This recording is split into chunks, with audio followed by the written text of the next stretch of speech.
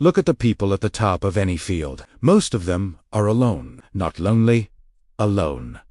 They have small social circles and very few real friends. Everyone assumes this is the price they paid for success. But that's not it. The isolation came first. The isolation is what made the success possible. Here's why. Most people think successful people sacrifice their relationships for achievement. That's completely backwards. Successful people recognized early on that most relationships drain the exact resources required for success: your time, your energy, and your focus. They didn't lose friends on their way to the top. They never had many to begin with, because they were too busy building something that actually mattered. The first reason successful people are isolated is opportunity cost. Every single hour you spend maintaining a friendship is an hour you are not spending on your craft. Every social obligation is time stolen from the very thing that will change your life. Think about it. A friendship requires, let's say, 5 to 10 hours a month, minimum. 5 friends. That's 50 hours a month. That's 50 hours that successful people are spending getting better, building, and creating. Over a year, that's 600 hours. Over a decade, that's 6,000 hours. That is the difference between mastery and mediocrity. This sounds cold, I know, until you realize most friendships don't add value proportional to their cost. 10 hours a month with someone, and what are you really getting? Entertainment? A little bit of validation? A distraction? Successful people will not pay that price. They would rather be alone and progressing than social and stagnant. The second reason is energy management. Social interaction drains your energy, even when it's positive. Every conversation requires you to manage emotions, read social cues, and perform appropriately. Successful people recognize that their mental energy is their most valuable resource. They need it for making decisions, solving problems, and doing creative work. So they minimize social contact because, frankly, people are expensive in terms of cognitive load. The most successful entrepreneurs, artists, and scientists all have stories about disappearing for months while working on something big. It's not because they hate people, it's because they cannot split their focus. Divided attention produces mediocre results. They choose deep success in isolation over shallow success surrounded by friends. The third reason is that most people operate at a level that would just slow you down. If you're building something significant, most people simply don't have the ambition, the work ethic, or the vision to understand what you're doing. They'll question you. They'll tell you you're working too hard. Tame well. But they're anchors. Successful people cannot afford to have anchors. They need to be around people moving at their speed or faster.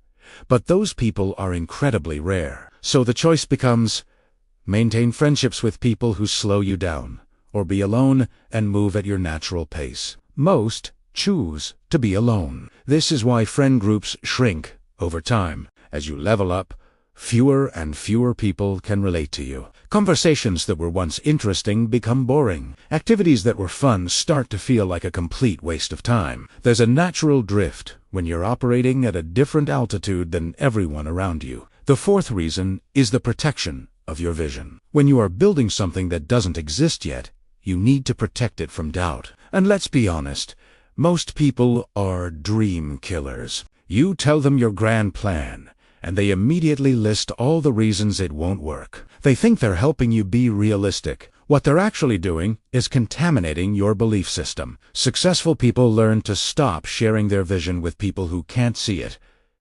And most people can't, so they work in silence. They build in private. They only reveal what they're doing after it's too far along to be talked out of. This creates isolation. Because you won't have close relationships with people you want to be honest with about what you're actually doing with your life. The fifth reason is that success requires saying no to almost everything. No to parties. No to trips. No to casual hangouts. This makes them seem unavailable and distant. Relationships? Die. But successful people have absolute clarity about their priorities. They know what moves them toward their goal and what doesn't. Social obligations usually don't, so they politely decline. Most people can't handle this. They want you to show up, even when it's inconvenient for you. They want you to prioritize the relationship over your goals. Successful people refuse to do that, so they end up isolated, because they refuse to sacrifice their trajectory for other people's expectations. The sixth reason is depth of focus. Success at the highest levels requires an obsessive level of focus. You think about your craft constantly, while you're eating, while you're walking, right before you fall asleep. This doesn't leave much mental space for relationships. You might be physically present in a room, but you're mentally absent. People feel this, and it creates distance. Successful people live in two worlds: the external world where they interact with people, and their internal world where they are solving problems that matter to them. And that internal world is always more interesting. So they naturally drift toward isolation, because that is the only place where they can fully inhabit it without having to perform normalcy for everyone else. The seventh reason is that loneliness is productive. Loneliness creates a hunger that successful people learn to redirect into their work. Instead of satisfying their need for connection through relationships, they satisfy it through achievement and creation. The work becomes the relationship. Think of writers who disappear for years to finish a novel, entrepreneurs who go months without seeing friends, athletes who train in total isolation, scientists who lock themselves away in a lab. The pattern is universal. Extreme achievement requires extreme isolation. And the final reason is that success itself creates isolation. Once you achieve something significant, people start to relate to you differently. They either want something from you, or they're intimidated by you, or they secretly resent you. Genuine connection becomes almost impossible because you can't tell if people like you or for what you represent. The higher you go, the fewer people can relate to your problems, your perspective, and your reality. You can't complain about problems that just sound like humble brags to other people. You end up alone because nobody is living in the same world as you anymore. Here's the truth. The isolation isn't a bug, it's a feature. You can't build something extraordinary while maintaining an ordinary social life. The time, the energy, and the focus required for greatness are simply incompatible with normal relationships. Successful people figured this out early and made peace with it. They chose the work over the warmth, the mission over the company, the impact over the intimacy.